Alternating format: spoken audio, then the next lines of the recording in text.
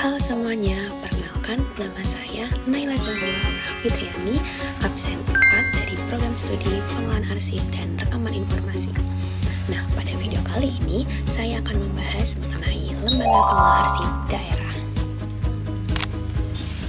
Mungkin sebagian dari kita masih menganggap arsip hanyalah tumpukan dokumen lama. Padahal, arsip merupakan sumber informasi yang sangat penting karena menyimpan berbagai bukti kegiatan dan sejarah di suatu daerah. Nah, agar arsip tersebut dapat terjaga dan dimanfaatkan dengan baik, diperlukan lembaga yang bertugas mengelolanya. Oleh karena itu, pada video kali ini saya akan menjelaskan mengenai peran, tugas, wewenang, serta tantangan yang dihadapi oleh lembaga pengelola arsip daerah. Selamat menyaksikan. Jadi, kita mulai dari definisi LPAD. Nah, apa itu LPAD? LPAD menurut Undang-Undang Nomor 43 Tahun 2009, Lembaga Kearsipan Daerah merupakan lembaga yang dibentuk oleh pemerintah daerah untuk melaksanakan penyelenggaraan kearsipan. LPAD berfungsi sebagai pusat pengelolaan arsip yang dihasilkan oleh seluruh perangkat daerah, mulai dari arsip administrasi, pembangunan, keuangan, hingga arsip yang memiliki nilai sejarah. Nah, contohnya LPAD ialah Dinas Perpustakaan dan Arsip Daerah Istimewa Yogyakarta. Contohnya seperti ini. Dan juga Dinas Perpustakaan dan Kearsipan Provinsi Jawa Tengah, dan juga masih banyak lagi.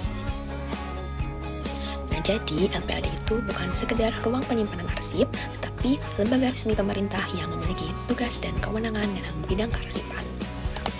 Mengapa LPAD dibutuhkan? Nah, LPAD dibutuhkan karena volume arsip yang terus bertambah.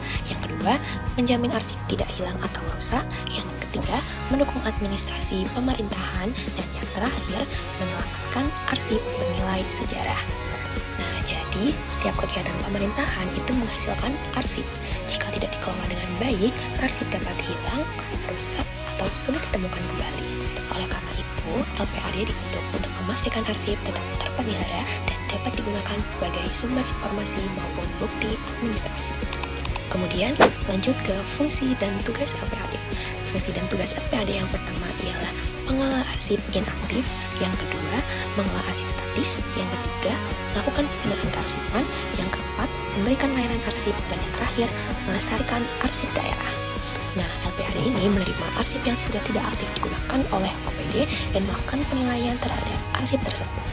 Jika arsip memiliki nilai sejarah atau nilai guna jangka panjang, arsip akan ditetapkan sebagai arsip statis dan disimpan secara permanen. LPAD juga memberikan pembinaan kepada perangkat daerah agar pengelolaan arsip dilakukan sesuai standar. Lanjut ke wewenang LPAD.